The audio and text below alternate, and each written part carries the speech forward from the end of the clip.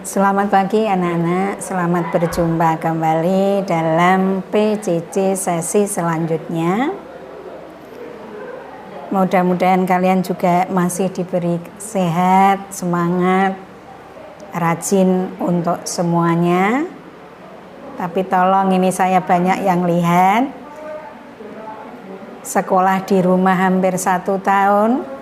1 tahun itu nambah kamu baik atau malah mundur lainnya ya nek bisa jangan, tapi saya lihat itu ketoke solate yo ketoke yo melu mundur kelihatannya, tidak ya.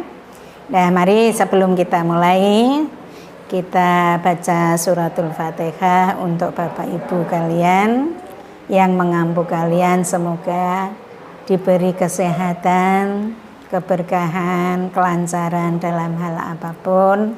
Begitu juga kalian, semoga diberi manfaat berkah ilmunya, juga berkah orang tua kalian yang bekerja keras mendidik kalian, kemudian juga berkah kalian untuk di masa kedepannya.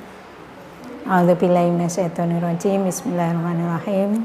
Alhamdulillahirrabbilalamin, arrahmanirrahim, maliki yaumiddin, iyyaka na'budu wa iyyaka nasta'in, ihdinas siratal mustaqim, siratal ladzina an'amta 'alaihim ghairil maghdubi 'alaihim waladdallin. Amin. Bismillahirrahmanirrahim.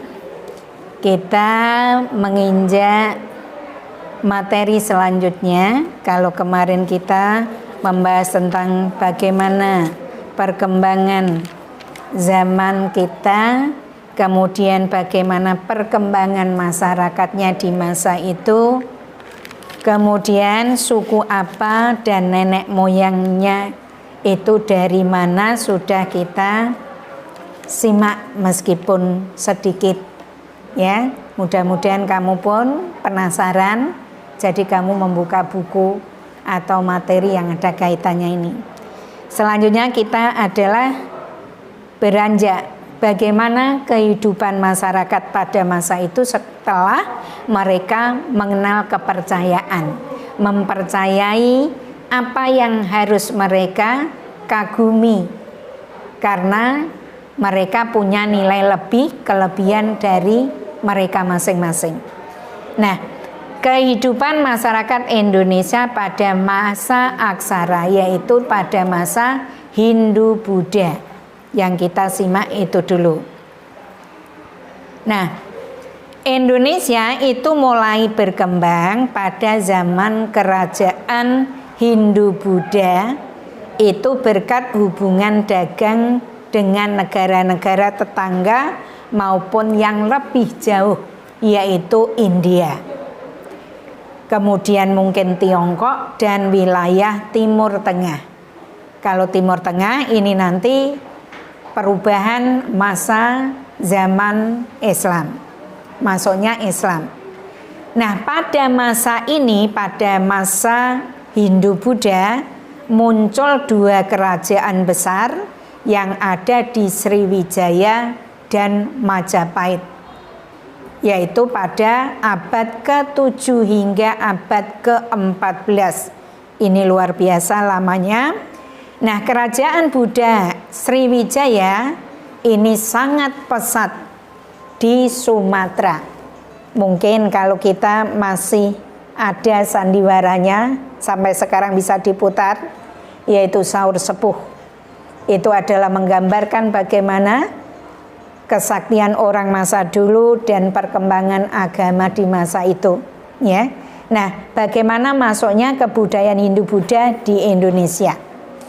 Agama Hindu-Buddha itu pada awalnya tumbuh dan berkembang di wilayah India. Nah, peradaban tersebut tumbuh di lembah Sungai Indus yang kurang lebih masanya itu adalah 2000 tahun yang lalu, setelah masa mereka punya kepercayaan tadi. Nah, pada awalnya kebudayaan Hindu itu merupakan perpaduan antara bangsa Arya Ini merupakan kelompok pendatang dengan bangsa Dravida, pendukung asli kebudayaan lembah Indus. Nah, jadi agama Hindu ini sifatnya politeisme, artinya mempercayai pada banyak dewa. Kemudian karena di agama Hindu itu terbagi menjadi 4 kelompok. Ada kelompok Sudra, Ksatria, Brahmana, dan Waisya. Maka ada sebagian penganutnya yang tidak setuju dengan kelompok itu. Maka mereka membuang ada kelompok itu, membuat kelompok sendiri, tapi aslinya bukan kok ini menjadi agama, tetapi mereka tetap beragama Hindu, tapi dia berbaur. Sehingga sampai sekarang muncullah agama Buddha itu. Sebenarnya Buddha itu menurut mereka, menurut sejarah bukan agama, tapi adalah kelompok yang tidak setuju. Kemudian, salah satu jalur lalu lintas laut yang dilewati India, Cina itu adalah Selat Malaka. Lah, Indonesia terletak di jalur posisi ini, artinya posisi silang, posisi yang sangat menguntungkan akan perkembangan bangsa Indonesia, yaitu adanya 2 benua dan 2 samudra yang saya singgung di depan, serta berada di dekat Selat Malaka. Inilah keuntungan bagi bangsa kita. Kenapa muncul aneka budaya, aneka pakaian, aneka makanan, aneka agama, dan lain sebagainya. Ya. Nah, sekarang apa sih keuntungannya buat kita? 1, sering dikunjungi bangsa-bangsa asing seperti Cina, Arab, Indonesia, dan Persia.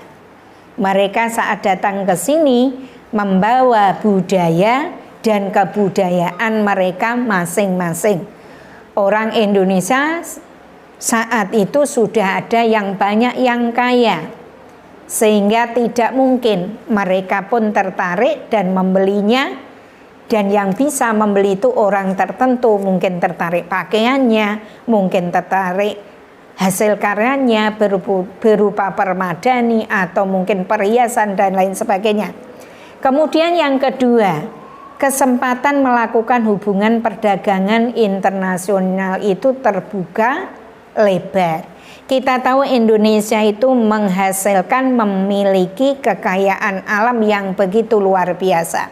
Saking banyaknya, nek dipakai orang Indonesia saja saat itu lebih-lebih, karena penduduknya masih jarang dan mereka pun belum saling kenal. Tapi dengan adanya bangsa asing ke Indonesia, Indonesia bisa menawarkan barang andalannya. Apa andalannya? Barang-barang perkebunan, cengkeh, pala, dan lain sebagainya. Ini luar biasa, daya tarik tersendiri bagi bangsa asing.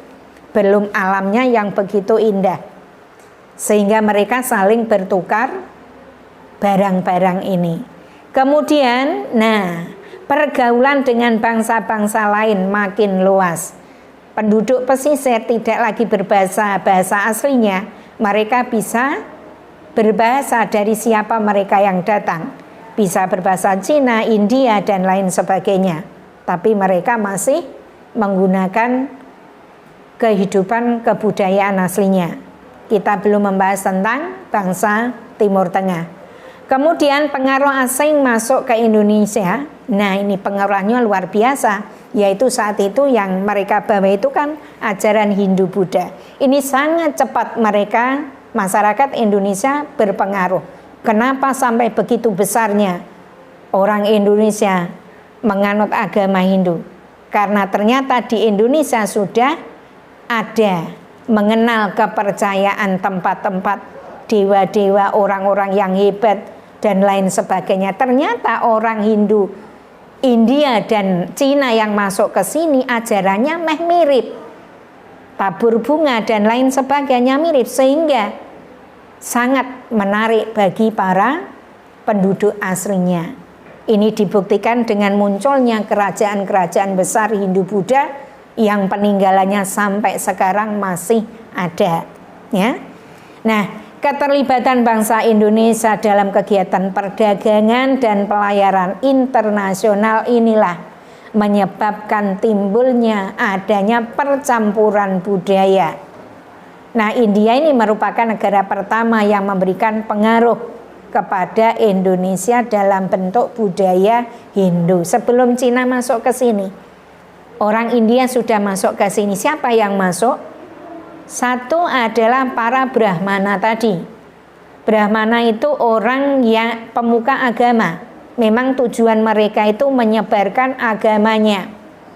Lah mereka datang itu bukan langsung ke kota-kota, ke daerah enggak, tetapi ke daerah terpencil, misalkan pesisir pantai atau pucuk gunung. Jadi kita itu kadang kalau belum tahu ya heran, kenapa ya di pucuk gunung itu kok mereka banyak yang menganut agama Hindu. Lah itu sejarahnya. Mereka lebih mencari masyarakat yang jauh dari keramaian. Memang mereka belum mengenal. Ini cepat mereka berpengaruh. Lebih-lebih ini para Brahmana ini, raja-raja orang dulu sangat tertarik karena begitu mereka berkarisma, lemah lembut tutur bahasanya dan lain sebagainya, sehingga raja-raja dulu, para suku terkemuka ini yang didekati para Brahmana dulu, sehingga kemudian dia tertarik dengan Brahmain. Nah itu otomatis dia memperkenalkan kepada seluruh rakyatnya bahwa Brahmana ini, maka saya wajibkan seluruh rakyat saya untuk menganut ajarannya. Jadilah ini, ya, ini contohnya. Kemudian, nah teori-teori masuknya Islam masuknya Buddha di Indonesia itu adalah karena satu teori kesatria. Kita tahu kesatria ya, para kaum bangsawan, karena di India itu menganut agama Hindu, itu menganut kelompok yang paling berpengaruh itu kelompok bangsawan. Orang Hindu yang tidak kaum bangsawan tidak bisa bertemu mereka, tidak bisa bergaul dengan mereka. Nah mereka itu kan sebagian besar dari kerajaan-kerajaan kecil. Nah para kesatria ini pengen memperluas daerah kuasaannya, saling berlomba. Mereka saling memperebutkan tahtanya, akhirnya perang.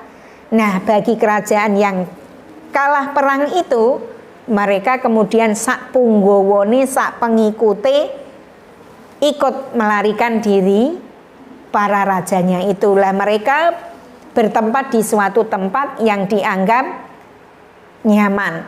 Nah mereka kadang membuat kelompok kecil di daerah pesisir atau di daerah mana yang sekiranya itu orangnya sedikit dan banyak pengaruhnya. Tentu saja lingkungan sekitarnya yang didatangi atau kaum pribumi ini tertarik. Wong rojo-rojo, kalangan rojo kan orangnya santun, kulitnya putih, sandangannya bagus-bagus, orangnya lemah lembut. Ini tentu saja daya tarik tersendiri bagi pribumi. Akhirnya mudahlah mereka mengikrarkan bahwa daerah ini, perkampungan ini dipimpin oleh orang ini. Nah ini awal munculnya kerajaan Hindu di Indonesia. Dengan munculnya kerajaan yang baru ini, tentu saja kerajaan kecil-kecil lain tertarik.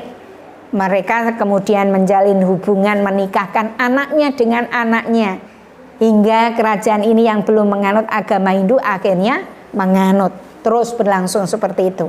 Ini menurut teori masuknya Hindu di Indonesia. Yang kedua, teori Brahmana. Tadi sudah saya singgung. Brahmana itu kan kelompok yang tugasnya memang mensiarkan agama dakwah. Karena orangnya santun dan lain sebagainya, Akhirnya masyarakat itu tertarik. Tapi Brahmana ini ya pinter, yang didekati bukan masyarakat kecil dulu, yaitu para kerajaan-kerajaan kecil, para pedagang-pedagang besar yang kaya.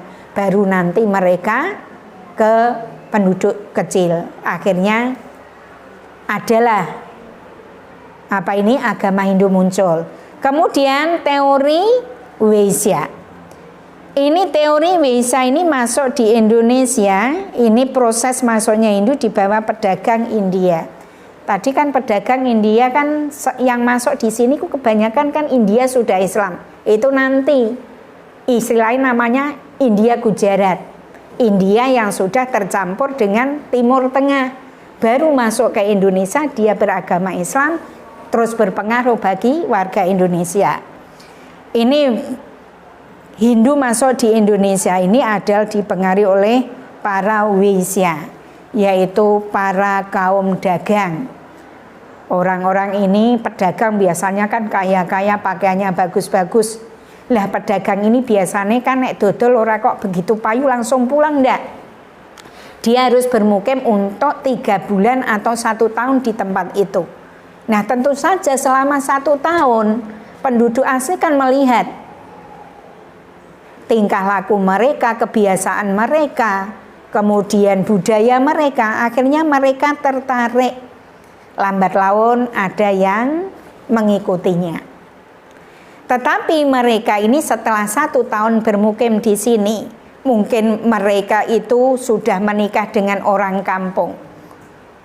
Ini keuntungan mereka. Saat dia pulang ke negaranya, dia sudah meninggalkan kepercayaan itu. Istrinya sebelum dinikahi harus ikut dia. Berarti 1. Muncul anak-anaknya, berarti anaknya juga ikut ayahnya. Berarti di situ sudah ada 1 keluarga yang beragama Hindu. Padahal dulu orang India ke sini tuh kan beribu-ribu. Akhirnya banyaklah orang Indonesia beragama Hindu. Meneh wong India ki wonge gagah-gagah sing pria ya, yang perempuan cantik-cantik, mana tidak tertarik? Penduduk asli kita itu langsung mereka tertarik, ya. Kemudian, teori yang selanjutnya yaitu teori arus balik. Mereka tadi kan sudah bermukim di sini selama 1 tahun. Kembali lagi dari India ke Indonesia, anaknya sudah besar. Nah, kepengen anaknya dikirim ke India sekolah di universitas khusus agama Hindu. Selesai mereka dari sana pulang ke Indonesia, anaknya sudah punya bekal ilmu agama itu, kemudian diperkenalkan kepada warga Indonesia. Akhirnya Indonesia juga pernah punya perguruan tinggi besar di Asia Tenggara untuk agama Hindu yang ada di Sumatera itu. Nah ini lewat teori arus balik, pulang perginya orang-orang asing itu di Indonesia. Atau sekarang kasarannya gini lah, orang sekarang kan sudah banyak mantap dengan keyakinannya masing-masing. Tapi itu pun kadang mereka juga berubah. Saat ini orang asing pun banyak datang ke Indonesia.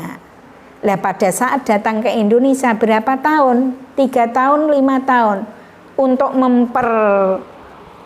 membuat dirinya tenang di daerah itu, kadang-kadang mereka itu menikah dengan penduduk asli. Nah dari situlah mereka kemudian mempunyai keturunan agamanya atau bahkan anaknya atau dia ikut yang ditempati. Nah ini akhirnya arus baliknya seperti itu, tertarik semacam itu, ya. Nah ini teori bagaimana masuknya Hindu ke Indonesia. Andai sekarang masih ada penganut agama Hindu atau Buddha masih besar atau sedikit, kita pas bertetangga. Nah kita nyaman sajalah. Suatu saat mereka pasti berubah. Berubahnya bukan dia, mungkin anak cucunya kemudian hari. Ini sudah banyak yang terjadi. Mbah-mbahnya masih Hindu jekek, Buddha jekek. Tapi anak cucunya ini sudah baik, malah sing agamane itu ku ngeterno anak putune ngaji ning TPQ, nganter cicitnya, seperti itu lambat laun. Ya seperti. Jadi kita tidak usah menuding itu agama ini, sejarahnya itu seperti itu. Nenek moyang kita loh, nek mbah kita, ibu kita, cicit kita itu wis Islam. Tapi kan dulunya semacam ini. Jadi kita hargai saja, nggak usah menunjuk ini itu, ya. Nah, apa sih pengaruh Hindu di Indonesia? Pengaruh Hindu Buddha di Indonesia. Tentu saja pengaruhnya banyak sekali. Dari bidang pemerintahan, ini jelas. Awalnya masyarakat kita itu dulunya kan dipimpin oleh seorang kepala suku yang dipilih oleh masyarakat sekitarnya. Nah, nanti kepala suku ini kan dianggap orang pilihan. Orang dulu itu kepala suku itu punya kelebihan lah, yang tidak mungkin kadang kita sendiri tidak mungkin. Kadang badannya kebal, kadang punya ilmu bisa memindahkan ini dan itu. Inilah kelebihan di zaman itu, karena orang dulu itu masih belum punya ilmu yang pas. Jadi apapun kadang diberi kelebihan itu. Nah, saat mereka itu meninggal, maka mereka itu dikasih sesajen, dikasih pemujaan dan lain sebagainya. Jadi mereka ini nanti kan kepala suku yang diangkat tadi jadi kepala pemerintahan setelah Hindu masuk. Hindu kan memperkenalkan 4 tadi. Ono, Brahmana, Waisya, Ksatria, Sudra.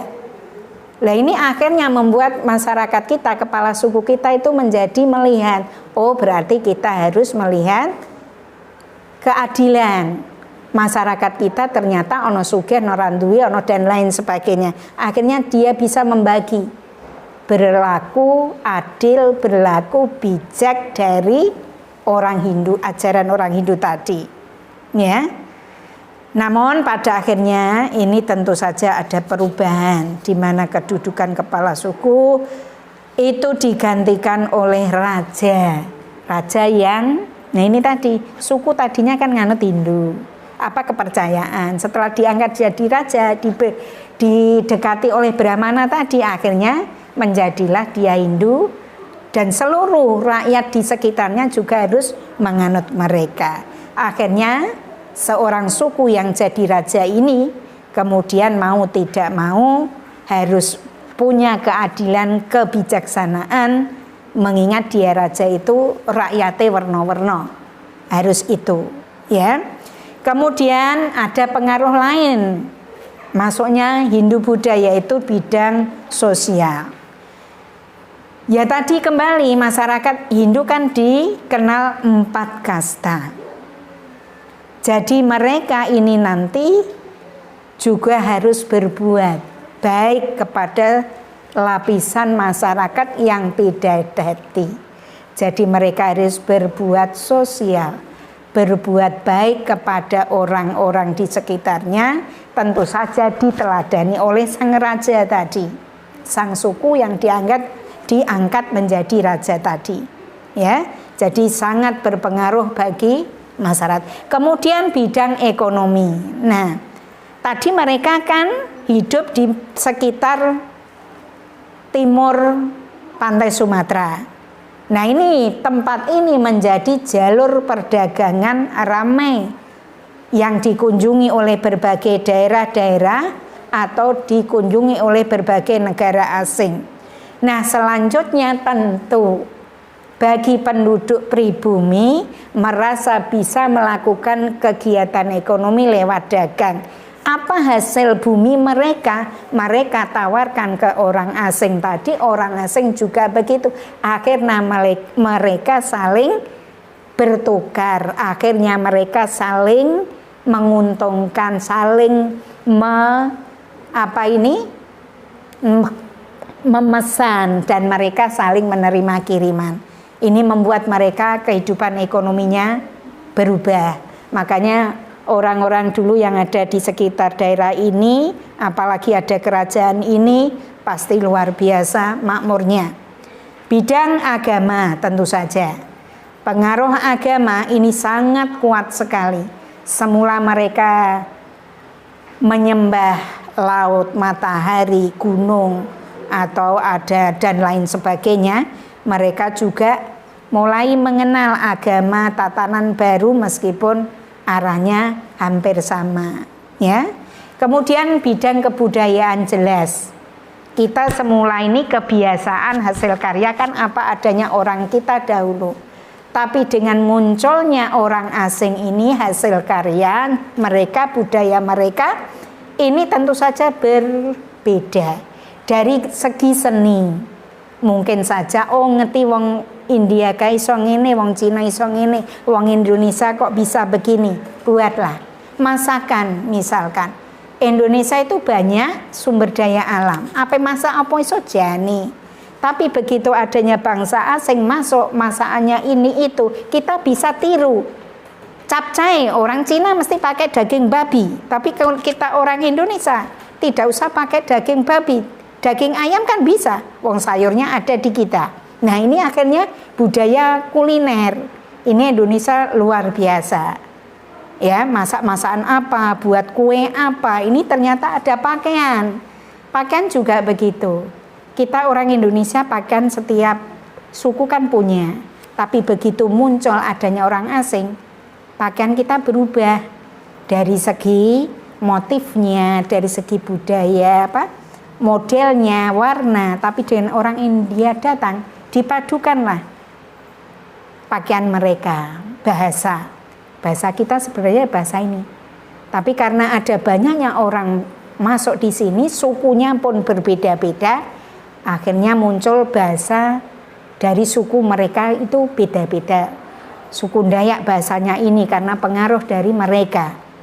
Ya, akhirnya banyak bahasa yang kita pakai, kita gunakan. Ya, jadi bahasa Indonesia.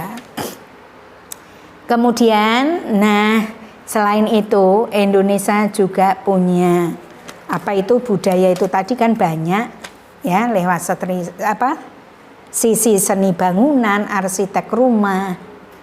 Seperti yang sekarang kita lihat di Kudus kan ada ya. Kudus itu menara. Kenapa muncul bentuknya ada motif orang Kudus Indonesia dengan motif Cina? Karena dulu ada orang Cina yang singgah di sini. Supaya orang Cina itu tidak merasa tersinggung, tidak merasa terusir, digabungkanlah salah satu wali itu supaya mereka itu tidak tersinggung dan mau menganut ke kita. Muncullah seni bangunan Menara Kudus itu. Ada seni Cinanya di situ, gerbang masuknya atau apanya itu, ya. Kemudian ukir ini juga bukan asli kita. Kita itu juga diperkenalkan oleh orang Cina yang masuk dengan membawa ukiran motif bagus-bagus di cangkir-cangkir porselin mereka. Itu sehingga orang kita pun juga meniru. Sastra ya juga banyak menyerap dari mereka. Lebih-lebih yang kita anut di masyarakat kita itu adalah sastra Ramayana dan Mahabharata. Ini banyak dimainkan pertama lewat ketoprak, lewat ludruk dan lain sebagainya. Kita tahu kesenian ketoprak itu siapa yang menciptakan. Di situ diselingi dengan gending-gending Jawa, dengan disusupkan dengan ajaran-ajaran barunya, ya. Kemudian, tadi sudah saya singgung juga, apa sih bukti kalau Indonesia pernah muncul kerajaan besar zaman Hindu-Buddha? Ini ternyata yang pertama kali itu adalah kerajaan Kutai. Ini kerajaan Hindu-Buddha yang sangat besar. Kira-kira muncul abad ke-5. Kerajaan ini ada di sekitar hulu Sungai Mahakam, di daerah Muara Kaman, yaitu di Kalimantan Timur. Jadi kalau kita pergi ke sana, banyak kita temukan kelenteng-kelenteng dan penduduk orangnya banyak yang Cina. Apa dikira orang Cina di sana itu kaya-kaya seperti di Jawa? Enggak. Orang Cina yang masih banyak di sana yang tinggal di daerah-daerah itu hidupnya sangat luar biasa. Ada yang tidak punya rumah dan lain sebagainya. Mereka kehidupannya bukan jadi bos-bos seperti Cina di Jawa Tengah itu, enggak. Mereka jadi tukang sampah lah, pergi seperti apa kita enggak punya sawah itu, mencari gabah di tempat orang yang punya dan lain sebagainya. Itu luar biasa. Jadi kalau kita pengen melihat kehidupan orang Cina sungguhan, itu datang saja ke Kalimantan sampai saat ini. Ya, apalagi nek menjelang hari raya mereka, yaitu Imlek dan lain sebagainya, pasti di situ ramai. Segala budaya orang Cina muncul semua, mulai dari barongsai dan lain sebagainya. Ya, itu contoh bahwa Hindu dulu itu luar biasa, sehingga muncul kerajaan besar. Yang kedua yaitu kerajaan Tarumanegara. Ini ada di kawasan mana itu? Jawa Barat. Ini adalah muncul pada abad ke-5. Kita tidak usah membahas lanjut, kita baca saja kerajaan mana saja. Kemudian ada kerajaan Sriwijaya. Ini salah satu kerajaan besar yang pernah berdiri di Indonesia sekitar abad ke-7 Masehi. Ia mampu berkembang sebagai negara maritim dan menguasai lalu lintas pelayaran dan perdagangan yang ada di mulai Selat Malaka, Selat Sunda hingga Selat Jawa. Sriwijaya ini adalah merupakan kerajaan yang bercorak agama Buddha. Ini Sriwijaya itu sejarahnya, ini adalah rajanya dari Mojopahit, yaitu Balaputradewa. Setelah dia itu perang saudara dengan Tunggadewi dan dia kalah, lari ke sana, sehingga dia mendirikan satu tempat kecil di sekitar muara itu. Kemudian sepunggawa-punggawonya terus didatangi oleh Sang Brahmana tadi, akhirnya menjadilah satu kerajaan yang luar biasa itu, ya. Kemudian ada Mataram kuno. Mataram kuno ini sebenarnya ada dua, Mataram kuno dan kuno Hindu Buddha dan Mataram kuno Islam. Ini juga sama-sama menginjak masa keemasan. Kerajaan ini ada kira-kira pertengahan abad ke-8 Masehi. Nah, kehidupan politik kerajaan Mataram ini diwarnai dengan adanya pemerintahan dua dinasti yang silih berganti. Jadi ada dinasti Sanjaya yang beragama Hindu dan dinasti Sailendra yang beragama Buddha. Nah, jadi dua dinasti ini saling mengisi pemerintahan, tapi namanya ya seperti itu. Dalam satu keluarga kok ada dua pemimpin, ada kepala keluarga, ini tidak lepas dari gesekan-gesekan atau sentuhan-sentuhan yang kecil, akhirnya pun juga melebar. Akhirnya mereka itu menjadi perang saudara itu tadi, ya. Kemudian ada kerajaan Medang, ini juga tidak besar tapi dianggap juga mewarnai.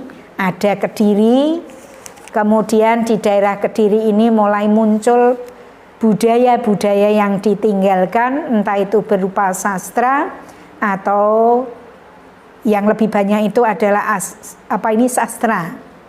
Ada ya, entah bentuknya apa, saya sendiri juga kurang tahu. Di situ mulai muncul kitab Bharatayuddha yang menulis juga rajanya sendiri, Jayabaya. Isinya apa? Ya tentang perang saudara itu tadi antara Penjalu dengan Jenggolo. Ya, ini juga digambarkan di situ. Kemudian ada muncul kitab Krisnayana. Ini ditulis oleh empunya, yaitu Empu Triguna. Isinya ya antara perkawinan silang, yaitu antara Kresna dan Dewi tadi, keluarga dinasti tadi. Kemudian ada namanya kitab Lubdaka. Yang nulis itu Empu Tanukung, yaitu di masa Raja Kameswara. Isinya itu Lubdaga iku sopo, dijadikan buku kitabnya itu. Ini adalah seorang pemburu, karena sudah banyak membunuh, terus dia itu mengadakan nyepi, ya, nyepinya ke salah satu dewa Hindunya, yaitu Siwa. Ya, itu menganggap bahwa rohnya itu sempurna, masuk surga menurut mereka. Ada kitab Smaradana, yaitu ditulis Raja Kameswara oleh Empu Darmojo. Isinya ya tentang sepasang suami istri, Smara dan Rati, yang menggoda Dewi Siwa yang sedang bertapa. Nah, selanjutnya kita ndak usah tahu. Terus muncul kerajaan Singosari. Kerajaan Singosari ini diperoleh diambil infonya itu dari kitab Pararaton, yaitu kitab Negara Kertagama, dan ditemukan dalam prasasti-prasasti yang ada, yaitu ada prasasti Balawi, Maribong, Kusmala, dan Mula Malurung, ya. Jadi menurut kitab ini, kerajaan Singosari ini sebuah kerajaan yang ada di Jawa Timur, yang didirikan oleh Ken Arok tahun 1222 Masehi. Di waktu itu Tumapel masih di bawah kekuasaan kerajaan Kediri. Tumapel dikuasai Aku Tunggul Ametung. Kemudian Tunggul Ametung, ya ini akhirnya mereka saling mengintai, saling membuat kasak kusuk, sehingga mereka juga berperang sendiri itu. Ya, mereka akhirnya ada perang namanya perang saudara. Kemudian ada kerajaan Majapahit. Inilah kerajaan yang terbesar di Pulau Jawa, dengan kekuatan kegagahan rajanya, yaitu Raden Wijaya, dan dengan dibantu oleh Mahapatih Gajah Mada.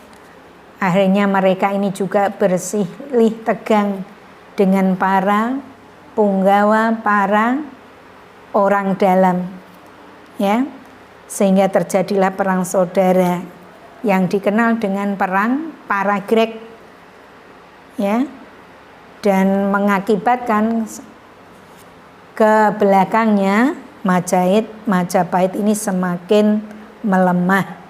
Kemudian kekuasaannya di Pulau Jawa dan daerah-daerah lain pun mulai mengendur. Jadi mudah kerajaan Demak ini untuk menyerangnya. Saat itu adalah di bawah pimpinan Adipati Unus, ya. Ada kerajaan Buleleng dan kerajaan Kalingga. Inilah contoh bukti-bukti bahwa agama Hindu Buddha pernah besar dan jaya di Indonesia. Mungkin sekarang sudah tidak ada, tapi peninggalannya pun masih luar biasa, ya. Apa saja peninggalan masa Hindu Buddha itu? Ada candi, ada candi Borobudur, Prambanan, Suko, Canggal, Gedung Songo. Ini adalah merupakan peninggalan dari agama Hindu. Candi Prambanan, kemudian ada Borobudur, Mendut, Sewu, dan Plausan. Itu peninggalan dari agama Buddha, yang sering mungkin dari TK kita diajak guru-guru kita piknik ke sana, atau bahkan di SMP atau MTS kita juga ke sana. Ini contoh bukti kejayaan masa Hindu itu. Kemudian pertirtaan, artinya pemandian yang ditinggalkan oleh masa itu. Kita bisa melihat pemandian itu indah, bagus kalau kita melihat di kalangan istana-istana mereka. Kemudian Gapura atau pintu gerbang, ini juga masih kita temukan Contohnya kalau misalkan kita ke mana ya, ke Bintar ya, ini ada Gapura Wiringin Lawang yang tepatnya di Trowulan. Ini merupakan peninggalan kejayaan kerajaan Majapahit. Pertunjukan wayang lah ini. Pertunjukan wayang ini sampai sekarang masih ada, tapi penggemarnya tidak lagi kita-kita ke bawah, tapi oleh mbah-mbah kita dulu. Pasti kalau ada wayang, mereka menonton, kalau kita mungkin ya sekedar jajan lewat saja. Jadi bentuk peninggalan Hindu Buddha ini biasanya nanti kalau ada pertunjukan dan sejenisnya itu diiringi oleh alunan gamelan. Ini perpaduan seni pertunjukan, mulai seni musik, seni peran, seni sastra, dan seni rubah ya. Kemudian nanti dalangnya yang menjadi tokohnya, mampu tidaknya dalang itu menggiring para penonton, menarik atau tidak, bagaimana tema yang ia suguhkan ya. Ini contoh wayang relief. Nah, bentuk ukiran timbul yang muncul di candi-candi ini pun juga merupakan peninggalan mereka. Isinya tentang apa ya? Tentang kehidupan mereka di masa itu. Nek saya pernahnya satu itu ya, kalau ke Borobudur itu ada relief memanjang, itu mulai dari mereka berburu, mulai dari mereka makan rumahnya, sampai ada perang saudara dan lain sebagainya. Karena itu ciptaan kerajaan Majapahit, ya adanya perperangan saudara mereka. Upacara keagamaan, nah ini misalkan upacara pembakaran mayat, ini masih dilakukan di masyarakat Hindu. Contohnya di Bali namanya Ngaben dan Kasodo ya. Kemudian masyarakat Hindu di Tengger, Jawa Timur, ini juga setiap ada menjelang upacara hari raya mereka selalu mempersembahkan sesaji di kawah Gunung Bromo. Ini mereka selalu menyajikan sajian-sajian itu, atau mungkin mereka mengadakan ritual istilahnya mengenang meninggalnya arwah mereka. Ada 3 harinan, ada 7 bulan, mungkin wong saya tahu dan tidak. Yang biasa kita lakukan sekarang ada 7 harinan, 3 bulanan. Itu mestinya ajaran Hindu itu masih menempel di kita, tapi sudah tidak ajaran yang mereka, tapi sudah diisi dengan kegiatan-kegiatan kita, misalkan tahlilan, yasinan, dan lain sebagainya. Ini sebenarnya masih, atau kita masih menganut ajaran Hindu apa itu misalkan tiap ada anak yang sakit itu kadang-kadang dibelikan kembang setaman, terus nanti dibuatkan takir, bubur abang putih, terus suruh naruh di perapatan. Itu ya masih ada, saat saya kecil masih ada. Atau mungkin saja kita tahu ontong ya, bunga pisang itu kadang-kadang nek bujai panas gak waras-waras. Kadang orang tua itu masih ada seperti itu. Ontong di bungkus kain, terus kasih telur, terus taruh di tengah perapatan itu, di punden-punden itu masih ada. Itu sebenarnya masih ada, kita pakai itu. Terus prasasti, nah ini adalah tulisan besar di batu nisan atau di batu apa saja. Itu masih kita temukan, misalkan prasasti Canggal, prasasti Talangtuo, dan prasasti Kota Kapur. Kitab ini adalah isinya tentang kisah-kisah negara raja-raja dulu yang masih bisa ditulis. Dia menerjemahkan dari tulisan yang ada di tugu-tugu atau di batu-batu besar tadi.